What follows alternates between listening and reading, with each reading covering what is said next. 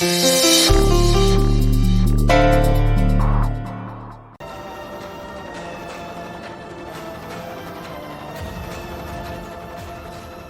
पास मायके जाने के अलावा और कोई विकल्प था? अगर आपके पास विकल्प था तो आपने बताया क्यों नहीं?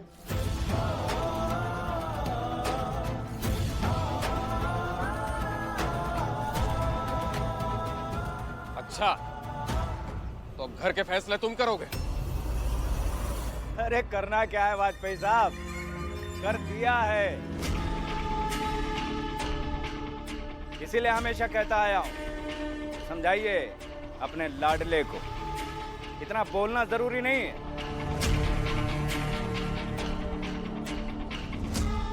वरना बोलते बोलते एक दिन पंचायत लगाना शुरू कर देगा।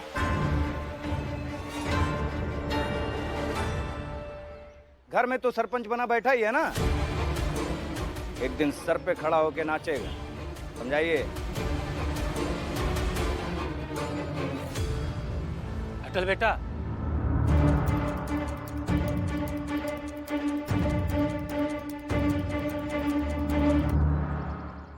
देखो ये गलत है। सरस्वती बहू बिना किसी को खबर किए, बिना बताए मायके चली गई। ठीक नहीं हुआ। तुम समझ नहीं रहे हो अटल। सरस्वती बहू की सिर्फ समाज में बेइज्जती नहीं होगी, बदनामी नहीं होगी,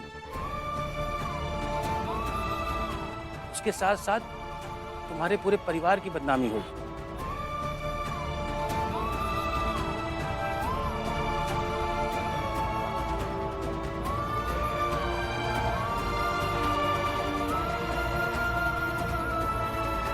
सही कहा बाबूलाल जी। अटल एक बच्चा है और उसका बचपना बना रहे, यही उसके लिए अच्छा है।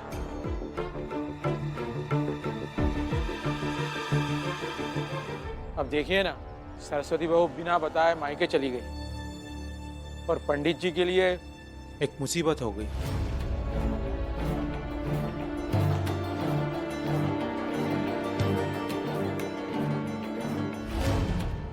कैसी मुसीबत? भाभी आप घर में ही परायों की तरह रह रही थी। कम से कम मायके में उनसे कोई बात तो करेगा।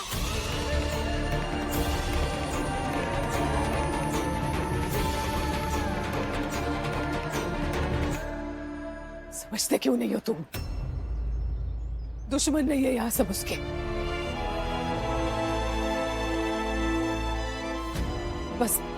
बस नाराज थे थोड़े, इसलिए बात नहीं कर रहे थे। दुश्मनी नहीं है किसी की।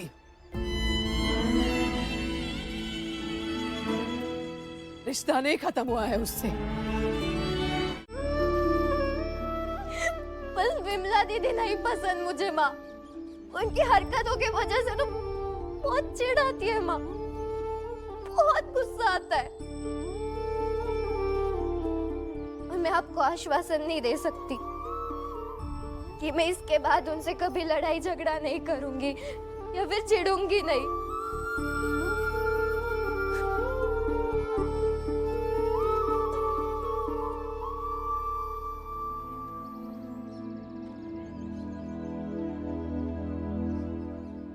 यहाँ देखो,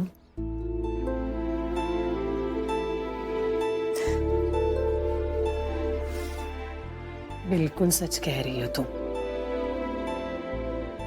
आज तक हम में कोई भी विवाद नहीं हुआ था। मैं भी तो तुम्हें बेटी की तरह मानती हूँ ना। बस विमला जैसे ही हो तुम मेरे लिए, है ना? लेकिन बेटा ये घर है, इतने सारे लोग हैं हमारे घर में, तो जरूरी नहीं है कि हर बात पे हर कोई सहमत हो। असहमति, छोटे छोटे लड़ाई झगड़े होते रहते हैं हर घर में, वैसे हमारे घर में भी होते हैं। अब इसे तो मैं नहीं रोक पाऊंगी।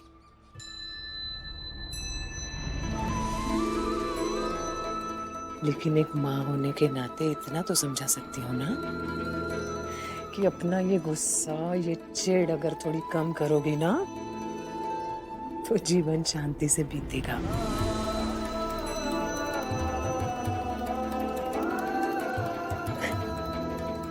मुझे किसी से चिढ़ नहीं है माँ, लेकिन विमला दीदी से है, और वो चिढ़ हमेशा रहेगी।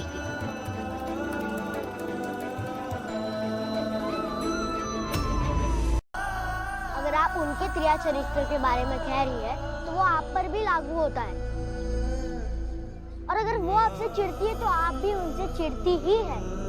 इसलिए मैं आपसे भी कह रहा हूँ, चिढ़ना बंद कर दीजिए। और अब चलिए।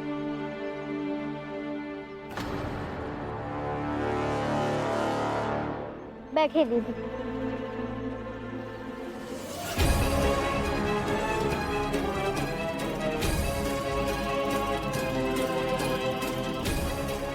ये लीजिए।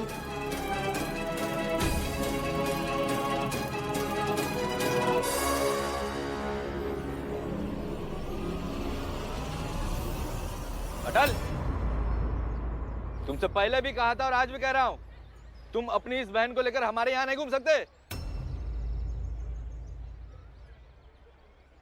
एक बार समझाने पे तुम्हें समझ में नहीं आता है क्या? सुनिए, रुक जाइए, मत रोकिए इसे, नहीं तो ये अटल बवाल खड़ा कर देगा,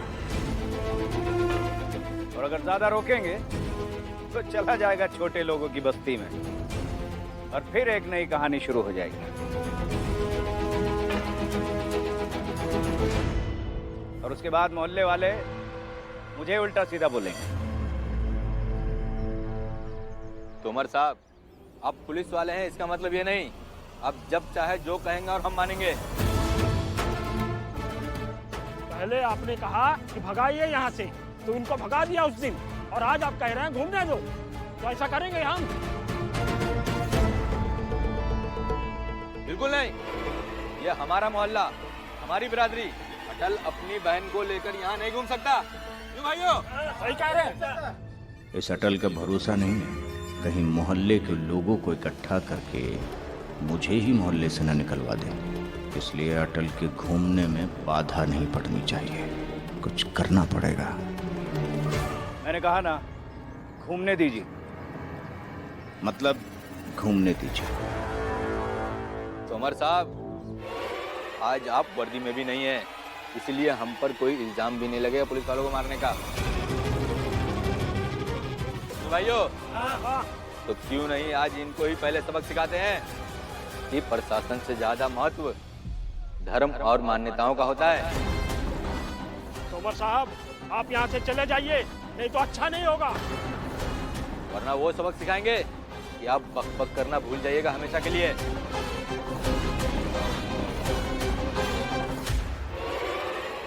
ब्रिटिश हुकूमत में नौकरी करने वाले पुलिस वाले को धमकी दोगे?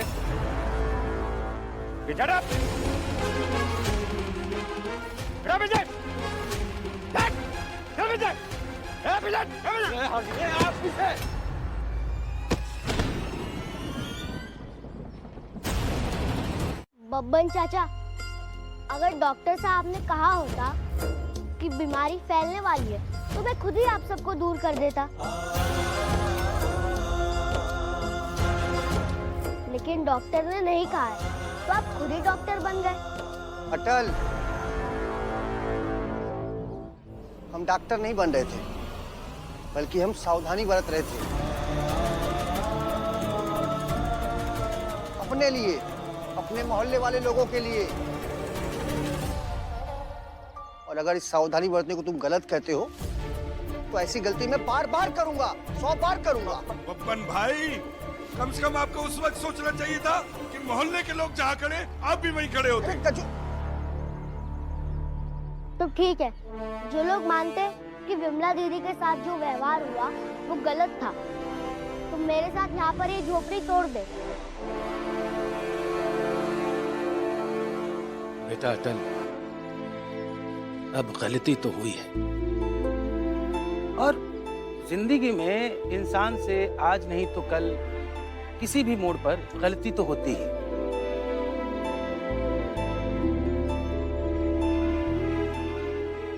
या तो समाज के द्वारा फैलाए गए भ्रम या किन्हीं कारणों वश करता है, पर गलती करता है। ये समाज उन गलतियों का फायदा उठाकर दीवारें खड़ी कर देता है, ऊंची ऊंची मजबूत दीवारें। पर दीवार कितनी भी मजबूत क्यों ना हो अटल, गिर ही जाती है।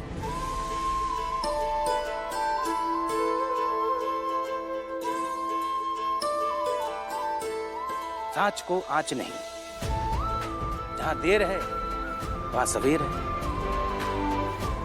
और कितना भी अंधकार क्यों ना हो अटल, रोशनी एक ना एक दिन आ ही जाती है।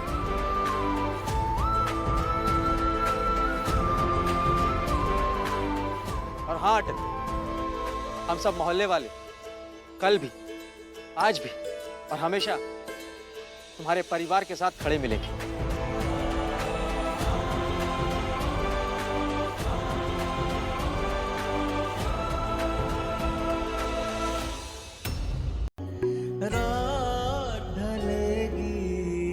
अटल, लगता नहीं कि ये बचेगी। 2-4 दिन की मेहमान है।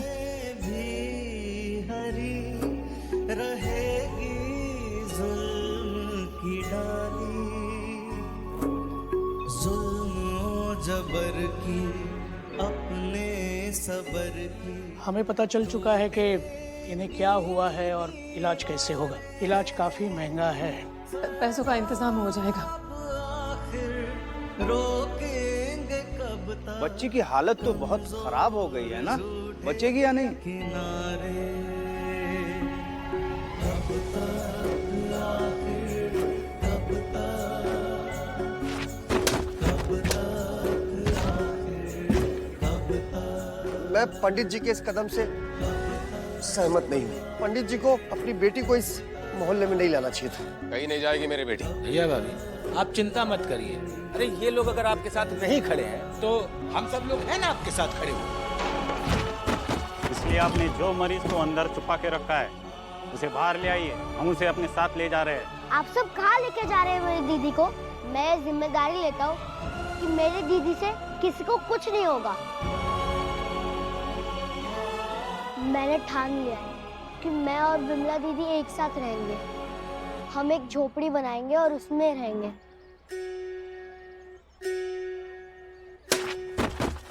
कब तक घायल करता रहेगा हाकिम तेरा। अरे ये क्या अनर्थ कर रहे हैं आप लोग? अपनी बीमार बेटी को यहाँ मरने के लिए लेकर आए हैं क्या? समझोगे ये सांस लेती जान हमारी बंजर। आखिर एक दिन बरसेंगे बादल, जुल्म का कोहरा छटेगा। कब तक अपनी करनी के पीछे जा जा कर तू छुपे। दूर रहो मुझसे, कुछ हो जाएगा तुम्हें। अगर बेटी के साथ मरना लिखा है तो वही से। कब तक आखिर, कब तक, कब तक आखिर, कब तक, कब तक आखिर, कब तक। तुमने सबसे लड़कर मेरे साथ रहने का फैसला किया है, पर तुम्हें मेरी बात माननी पड़ेगी कि तुम मेरे साथ तो आ गए, लेकिन तुम मुझसे दूर रहोगे। अब जो होगा हम दोनों भाई बहन को होगा। तुम तो पहले भी कहा था और आज भी कह रहा हूँ, तुम अपनी इस बहन को लेकर हमारे यहाँ नहीं घूम सकते। जब तक खून का एक भी बूंद बाकी रहेगा तब तक मैं यहाँ से नहीं जाऊंगा। डर कर नहीं भागूंगा मैं। कब तक आखिर। लेकिन क्या विमला को पता था कि घर में तेल कम है? हाँ बाबूजी, पता है। मैंने ही बताया था दीदी को कि घर में तेल बहुत कम है।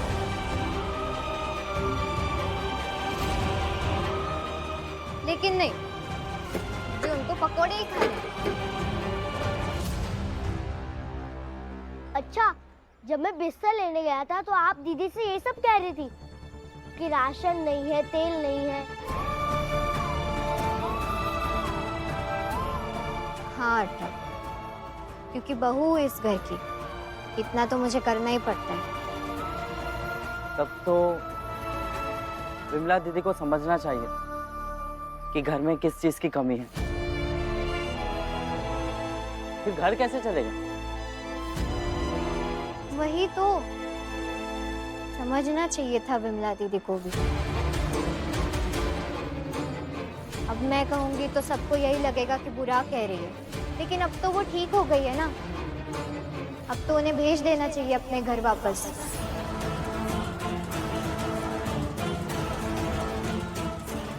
भाभी, दीदी को घर भेजने की जरूरत क्या है? क्योंकि अटल पहले से घर पे बहुत बोझ है, बहुत भार है।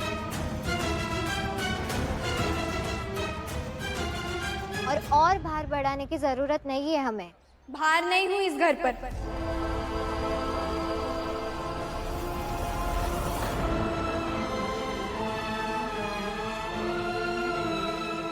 मददगार हूँ।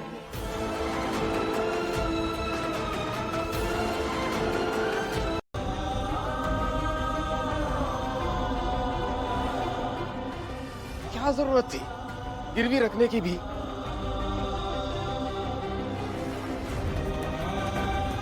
बहू की बातों की वजह से इतनी भावुक हो गई तो?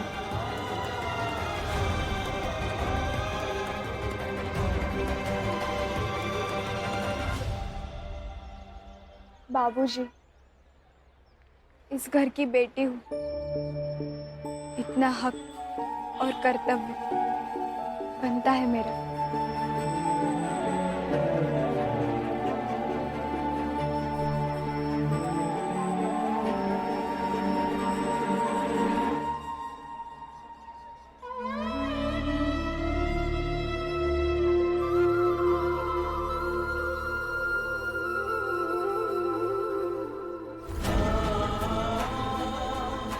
समझाओ बहू को।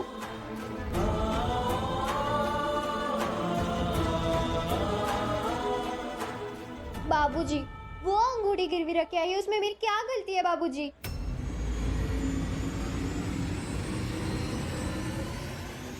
बताइए ना बाबू। सरस्वती चुप रहो।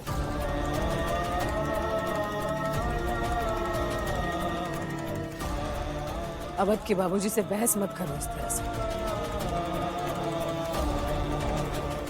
बेटा सुन लो,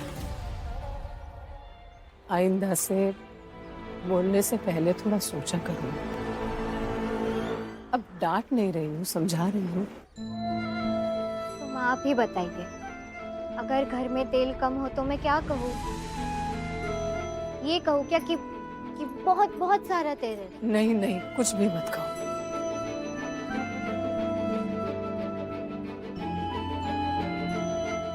तुम जाओ यहाँ से, मैं पकौड़ी बना लेती हूँ। गुस्सा नहीं हूँ, डांट नहीं रही हूँ बेटा। जाओ जाओ।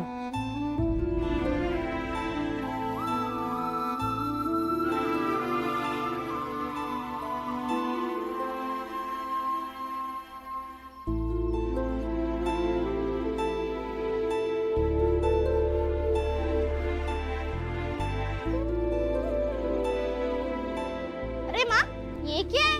अरे देखने तो दो। बिस्किट? ये तो मेरा मनपसंद बिस्कुट है।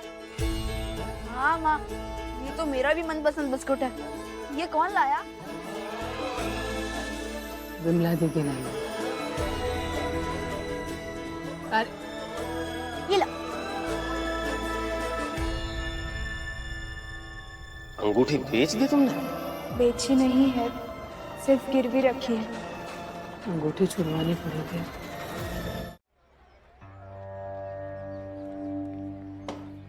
अटल, मैं तुमसे कुछ पूछना था। हाँ भैया, पूछिए ना। अगर पता होगा तो मैं जरूर बताऊंगा।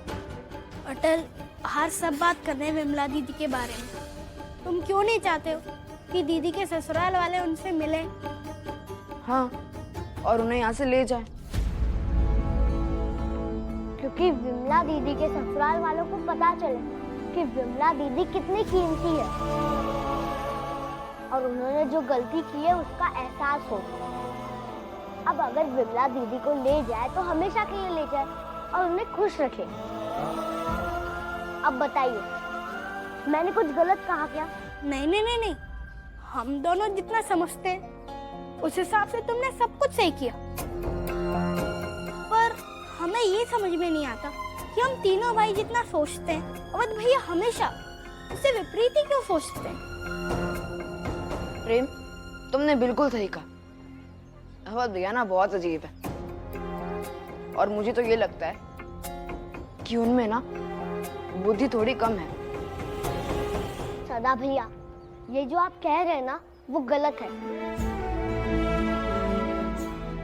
उनकी सोच हमसे अलग है, उनकी सोचने की दिशा हमसे अलग है, तो हम ये कह सकते हैं कि वो हमसे अलग सोचते हैं, लेकिन हम ये तो नहीं कह सकते है ना कि उनकी बुद्धि कम है। जो भी हो, आखिर वो है तो हमारे बड़े भैया ना। आप उनके लिए सही शब्दों का इस्तेमाल कीजिए। अटल, तुम भी ना बस शब्द पकड़ते रहो। और नहीं तो क्या। सदा भैया, शब्द से ही तो अर्थ मिलते हैं, और शब्द से ही पता चलता है कि हम क्या कह रहे हैं। शब्द ही तो असली संपत्ति है।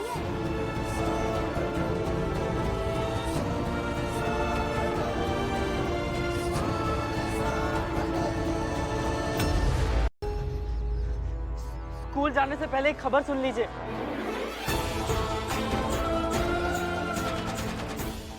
विमला दीदी किधर है?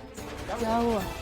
मैं बता रहा हूँ, विमला दीदी विमला दीदी सुनो, मैं बताता हूँ माँ। विमला दीदी जल्दी आओ। क्या हुआ? इतने घबराए हुए क्यों हो? मैं बता रहा हूँ। विमला जल्दी आओ। क्या हुआ? हाँ, आ गई, बता। रास्ते में प्रमोद चाचा मिले थे, उन्होंने बताया कि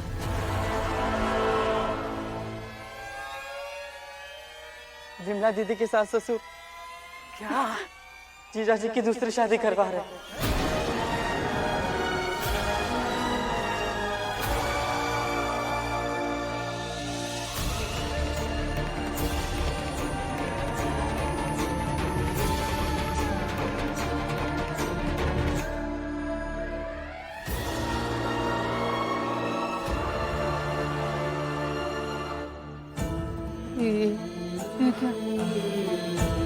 हे भगवान,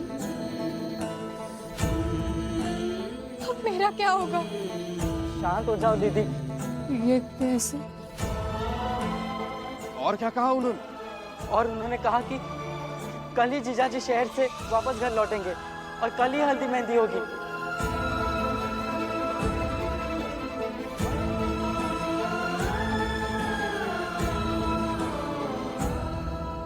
और परसों शादी है।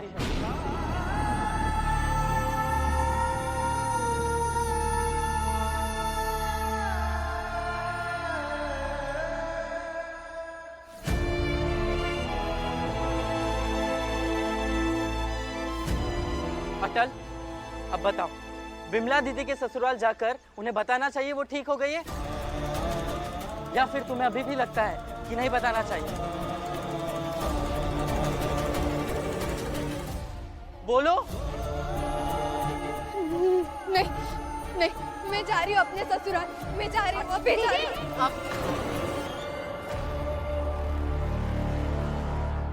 अब क्या अटल? मत जाइए। अटल, पागल हो गए हो तुम। वहाँ मेरे पति की दूसरी शादी होने जा रही है और मैं नहीं जाऊँ। नहीं, मैं जा रही हूँ, उनको रुका चाहिए। दीदी, जीजा जी कल घर वापस आ रहे, तो हो सकता है उन्हें पता ही ना हो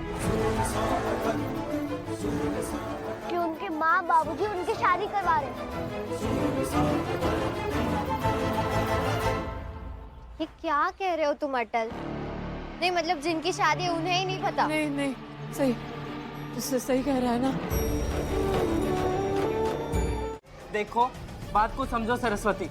इंसान जब साक्षात्कार या नौकरी लेने के लिए जाता है ना, तो अपना मन और दिमाग शांत करके जाता है, पूरा का पूरा ध्यान लगा कर जाता है। तुम्हें लगता है यहाँ पे मेरा ध्यान लगेगा? मेरा ध्यान हर बार इसी चीज पे रहेगा कि मेरी इस घर में कोई हैसियत ही नहीं है। सबसे छोटा भाई सबसे बड़े भाई पर हर वक्त हावी होता है।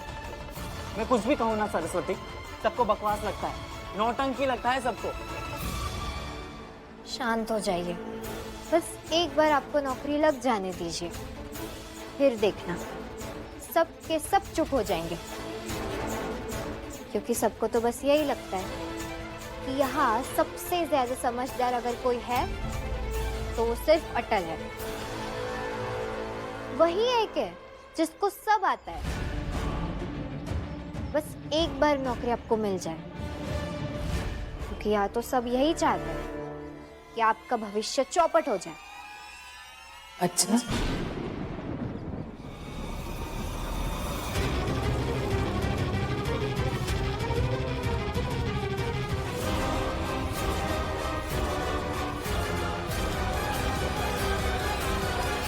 जरा मैं भी तो सुनूं। कौन चाहता है अवध का भविष्य चौपट हो जाए? बताओ ना, कौन कौन आता है इसमें? कौन नहीं चाहता है कि अवध सफल हो? कौन नहीं चाहता है कि अवध का भविष्य बहुत उज्जवल हो?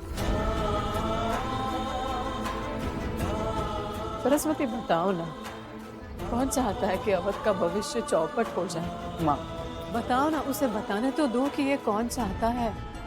मैं सुनना चाहती हूँ अवध। मत जाने दो ना, ऐसे ही बोल दिया। ऐसे ही कह दिया, यही होता है। ऐसे ही कहा जाता है, बोला जाता है।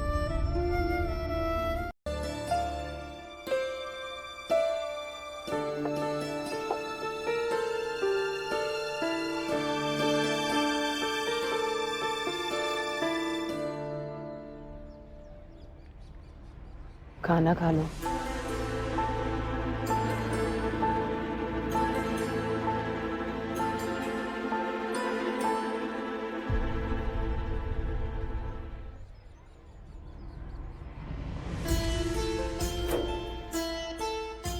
हाँ, मनाने की कोशिश मत करो। बचपन से मना रही हूँ, आज पहली बार थोड़ी कर रही हूँ।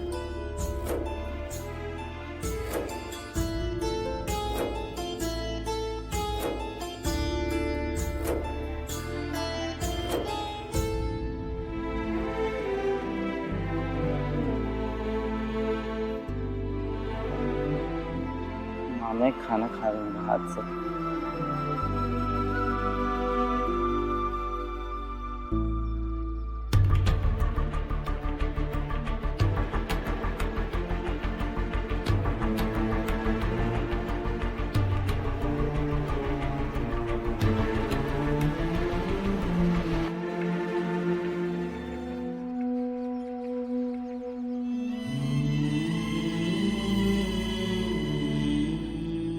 झगड़ा होने से, बहस होने से रिश्ते बदल जाते हैं, खत्म हो जाते हैं।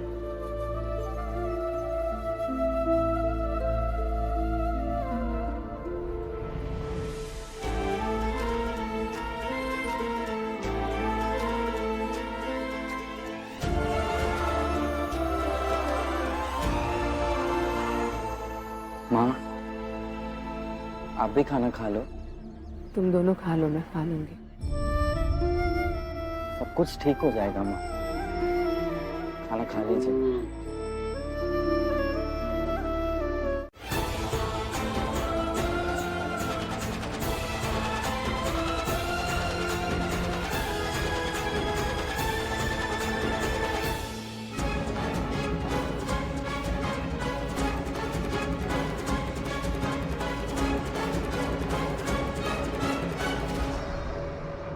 सदर भैया, ये सारे मोहल्ले वाले हमारे घर की तरफ क्यों जा रहे हैं?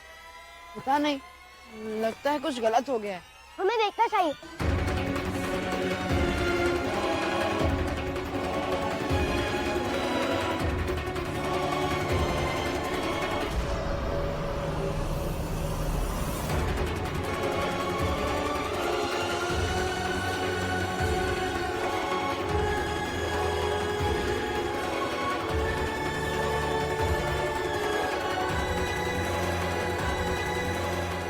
ना आगे पीछे का कुछ जानना है, ना समझना है तुम्हें। बस जो मन में आए बोलना है तुम्हें, है ना? किशन, अब आपसे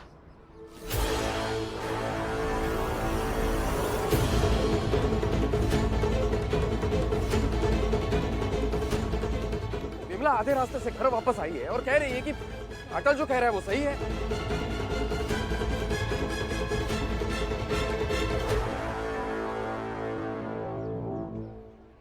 हाँ आबूजी, मैं तो वही विमला हूं ना जो कहा करती थी कि बिना गलती के झुकना नहीं चाहिए।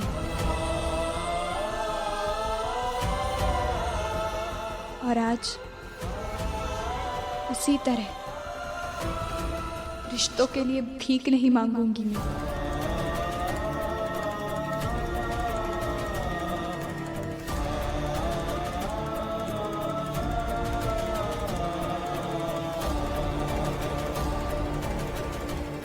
तो फिर ठीक है, तुम्हारा पति कर लेगा दूसरी शादी। तब तुम्हें समझ आएगा कि अटल की बात सुन के तुमने कितनी बड़ी गलती की। गलत नहीं किया है कुछ अटल ने।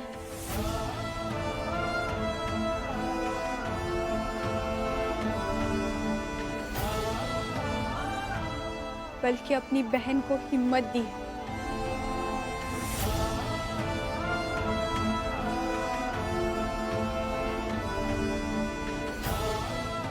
अब कुछ भी हो जाए, अटल जो कहेगा वही मैं करूंगी।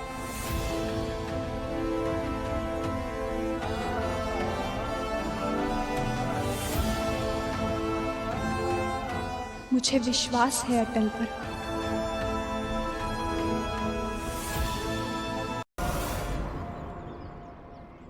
क्या सोच रहे हो अटल? कुछ समझ में ही नहीं आ रहा भैया।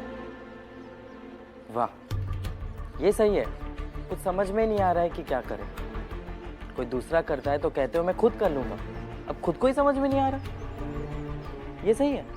अवध भैया, कुछ ना कुछ सोच लूंगा। रुको, मैं कुछ पूछ रहा हूँ ना तुम्हें। अवध भैया, मेरा हाथ छोड़िए आप।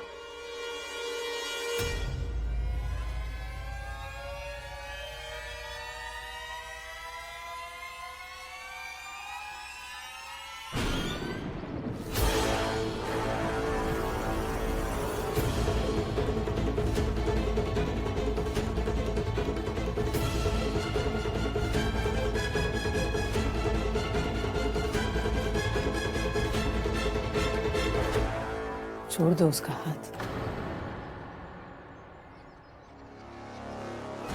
वाह, ये देखने लायक दृश्य है। अवध, क्या कर रहे हो? देखो, हम सब परेशान हैं, जानती हूँ मैं, लेकिन अगर वो कह रहा है कि उसे भी नहीं समझ में आ रहा है, सोचने के लिए समय चाहिए, तो जबरदस्ती मत करो इस तरह। छोड़ दो हाथ। माँ, छोटे भाई के लिए उसका बड़ा भाई पिता के समान होता है। और अगर छोटा भाई बदतमीजी कर रहा है तो बड़े भाई ने उसका हाथ पकड़ लिया।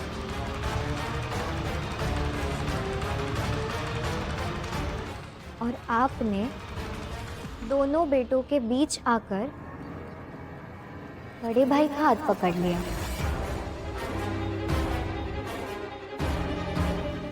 ये नहीं कि जो बदतमीजी कर रहा है उसे समझाया। सरस्वती, अभी चुप रहो तुम। क्यों चुप रहे हम?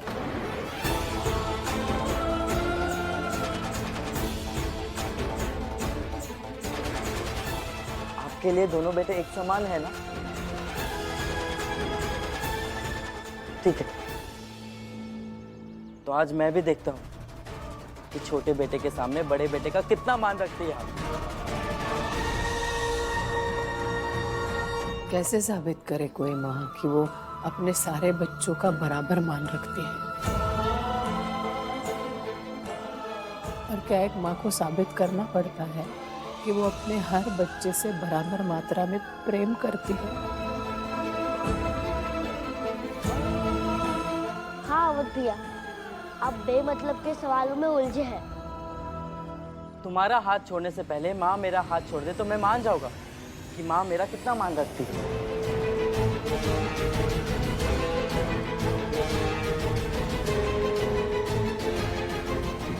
बात बड़े छोटे की नहीं है, मान सम्मान की नहीं है, सही गलत की है। और अवध तुम गलत हो। तो मैं तब तक तुम्हारा हाथ नहीं छोड़ूंगी जब तक तुम अटल का हाथ नहीं छोड़ते। ठीक है, अब तो मैं अटल का हाथ छोड़ूंगा ही नहीं। कल ब्याह होगा। अब क्या कहे बाबूलाल भैया, अटल के परिवार वाले वो हमारे तो सुनते नहीं, लेकिन पड़ोसी है ना, इसलिए डर लगा रहता है कि बिमला बेचारी आगे की जिंदगी कैसे काटेगी।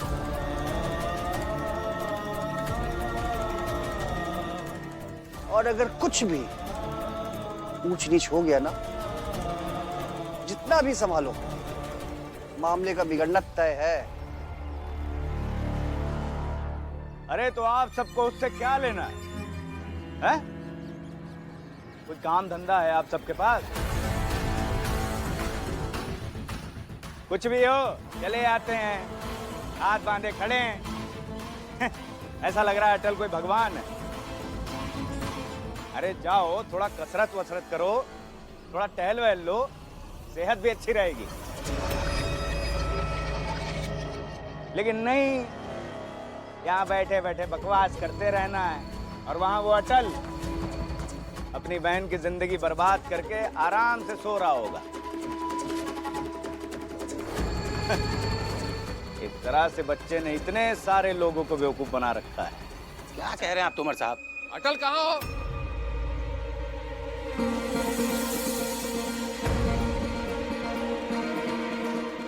अरे क्या हुआ वाजपेयी साहब? अरे अटल को कहीं देखा? सुनिए, केशव भी घर पे नहीं है। केशव घर पर नहीं? अरे केशव कहाँ चला गया? ये दोनों कहीं साथ में तो नहीं चले गए?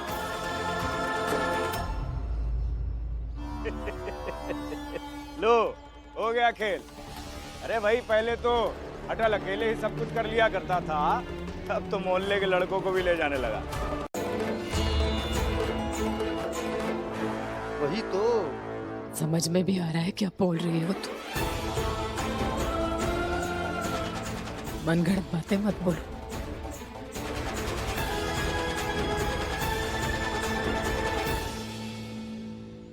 दरअसल अटल किसी का इंतजार करने गया है।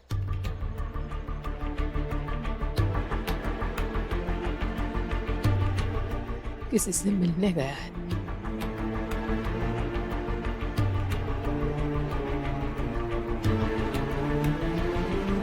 अटल बिमला दीदी के ससुराल नहीं गया है तो वो किससे मिलने गया है? मैं समझ गई।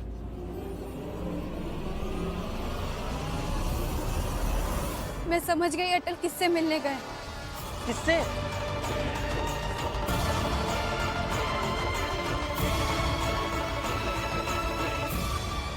अरे अगर समझ गए हो तो हमें भी समझा दो। ऐसे पहेलियां क्यों बुझा रहे हो? हमें भी तो पता चले कि अटल किससे मिलके नया कौन सा तीर चलाने वाला है।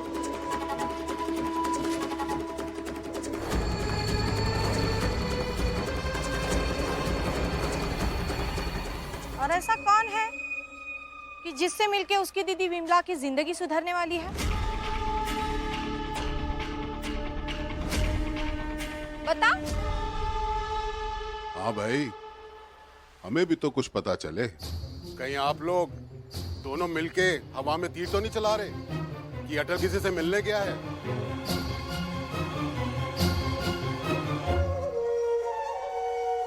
जिससे हमें ये लगे कि वो निकम्मा लड़का अपनी बहन का घर बचाने का प्रयास कर रहा है। सलीके से बात कीजिए आप।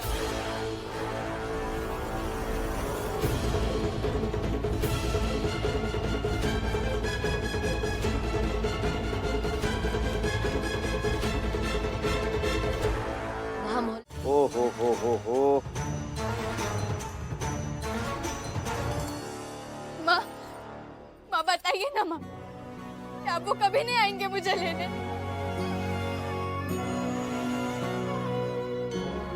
वो अपने माँ बाप के खिलाफ कभी नहीं गए। माँ बाप की बातें उनके लिए पत्थर की लकीर है। सच और झूठ, सही और गलत से भी बढ़कर है उनके लिए अपनी माँ बाप की बातें। और वो ससुर जी, वो अपनी बातों में इनको इतना दबा देते हैं कि वो उठ ही नहीं पाते। और जब उठने की कोशिश करते हैं तो उनकी माँ उनको कसम देके बांध देती है। और वो बस हाँ में सर हिलाते और कुछ नहीं कर पाते। पर बोलो ना माँ, क्या वो सच में मुझे लेने नहीं आएंगे? बोलो ना माँ। हो। तो इसका मतलब ये हुआ कि आलोक घर जाकर अपने माता पिता की बात मान लेगा और हल्दी लगवा लेगा। भाई साहब, अगर ऐसा है तो फिर हम लोग यहाँ हाथ पे हाथ धरे क्यों खड़े हैं? क्यों झूठी उम्मीदें बना रखी और क्यों हमारा वक्त बर्बाद किया जा रहा है? मुझे समझ नहीं आ रहा है बिल्कुल भी कि आप लोग ऐसा क्यों कर रहे हैं। तोमर चाचा, हाथ पे हाथ नहीं धरे बैठे हैं हम, प्रतीक्षा कर रहे हैं। जीजा जी के लिए आज एक परीक्षा है। अगर उनके जीवन में विमला दीदी के लिए कोई भी अहमियत है तो वो अपने माँ बाबूजी की बनाई गई दीवार को तोड़कर यहाँ आएंगे। और अगर नहीं आए तो दीदी को मान लेना चाहिए कि उनके ससुराल में उनकी कोई अहमियत नहीं है।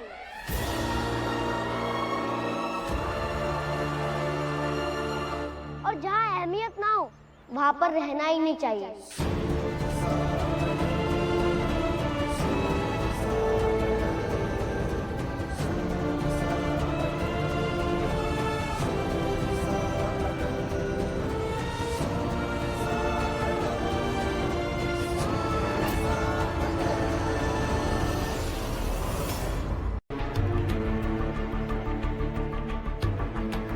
प्रतीक्षा का मतलब तो यही होता है ना कि हम कुछ कर ही नहीं सकते। हमारे हाथ में कुछ है ही नहीं तो हम प्रतीक्षा ही कर लेते हैं।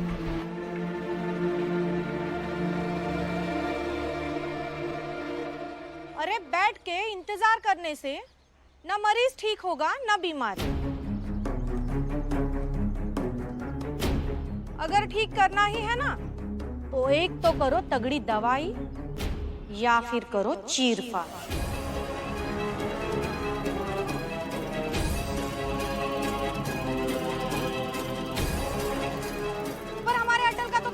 अलग है।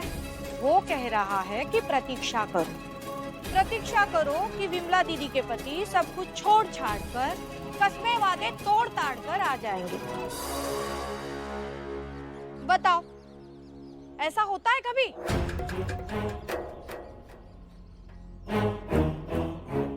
लेकिन हमारे अटल का तो विश्वास है कि उसके जीजा जी आएंगे। ऐसा इंसान क्यों आएगा भला?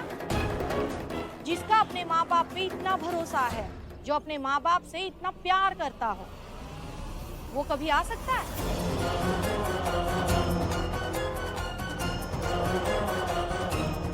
आप सब लोग जो ये सपना देख रहे हो ना, ये एक विशुद्ध सपना है जो कभी पूरा नहीं होगा।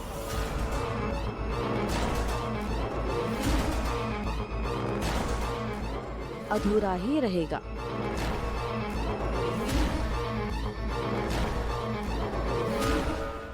ललिता भाभी,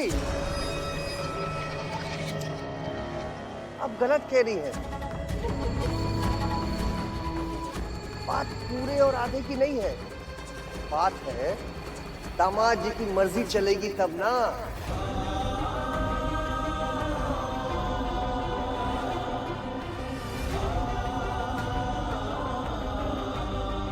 अगर दामाद जी आना भी चाहेंगे तो उनके माँ बाप उनको आने नहीं देंगे।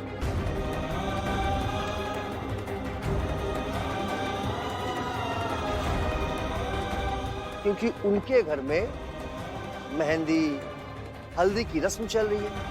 पूरा मोहल्ला उनके घर पे इकट्ठा होगा।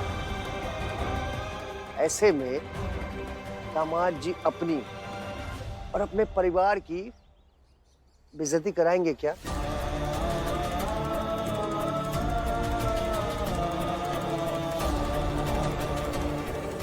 मुझे तो नहीं लगता। तो उम्मीद छोड़ दीजिए, कोई आने वाला है। हाँ?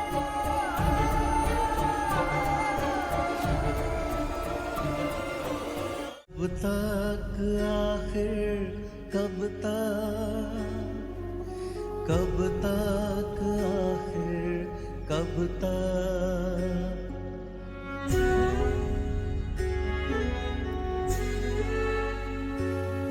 कब आएगी सुख की वो सुबह,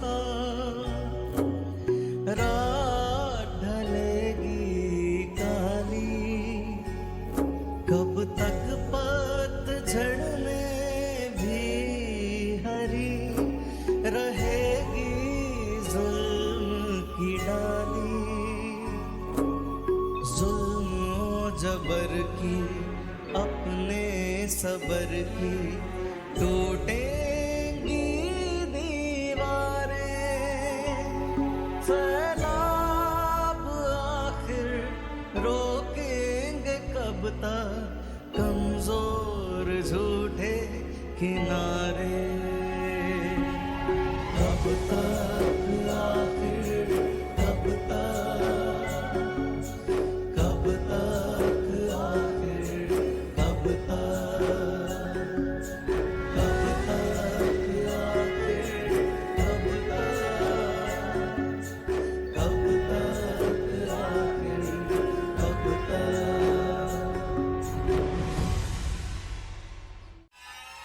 खत्म हो गया।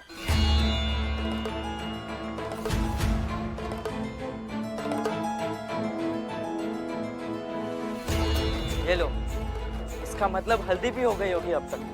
हाँ बेटा, लग चुकी है हल्दी। प्रमोद चाचा, क्या हल्दी लग गई? हाँ बेटा, हल्दी लग चुकी है।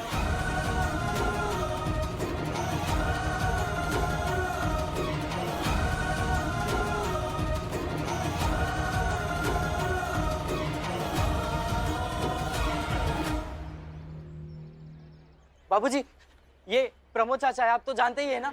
मैंने उन्हें कहा था कि कोई भी खबर आए तो आकर बता दे हमें।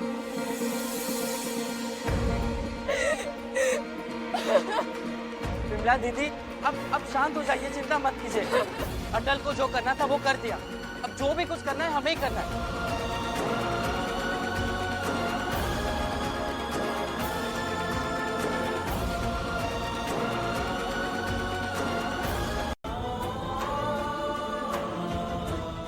हाँ वाजपेयी जी, हम सब चलते हैं, चल के बात करते हैं।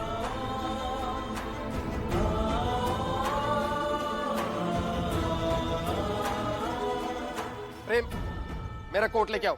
नहीं, किसी को कहीं जाने की जरूरत नहीं।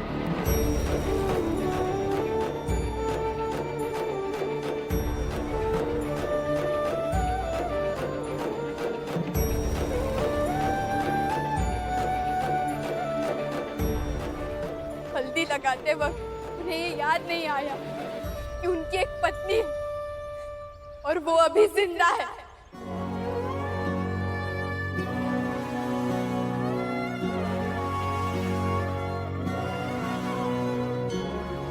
फिर अब वहां जाके क्या फायदा? कोई कहीं नहीं जाएगा, कहीं नहीं जाएगा।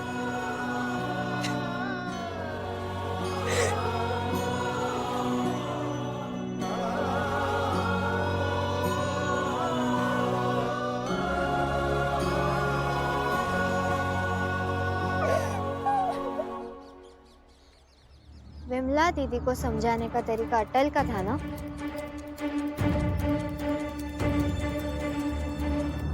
इसीलिए कुछ ज्यादा ही समझ गई विमला दीदी।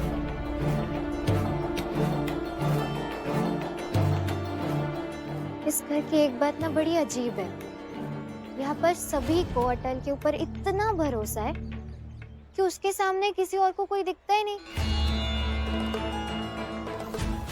किसी के बारे में कोई सोचता ही नहीं है।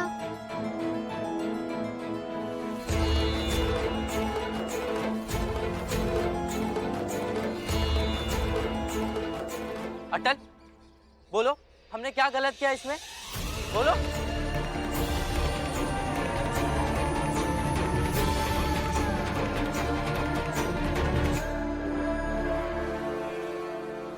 बाबूजी चलिए, चलते कैसे देखते।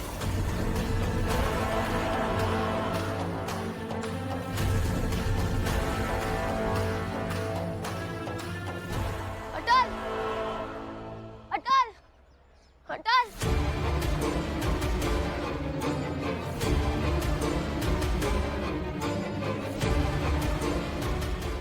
केशव, क्या क्या हुआ अटल? अटल क्यों कर रहे हो?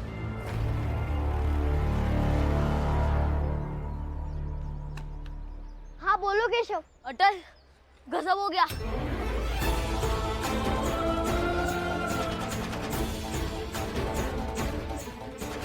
अरे जो हुआ उस पे यकीन नहीं हो रहा है मुझे।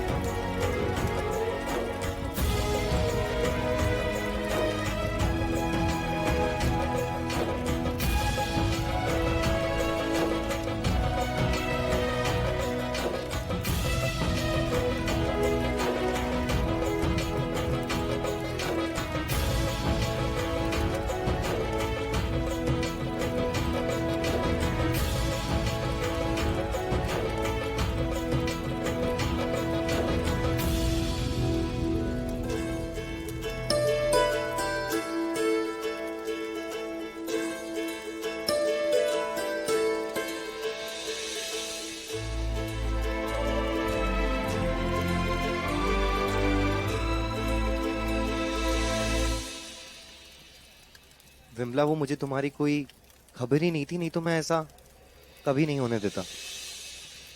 और तुम्हें पता है ना कि मैं हमेशा सिर्फ तुम्हारा ही हूं और तुम मेरी। और चाहे कुछ भी हो जाए, हम कभी भी एक दूसरे से जुदा नहीं होंगे।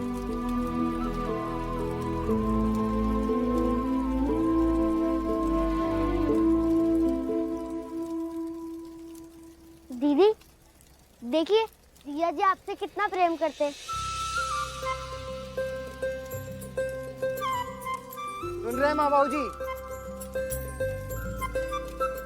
हमारे छोटे साले साहब को प्रेम समझ में आ गया है। मैं तो कहता हूँ इनकी शादी करवा दो।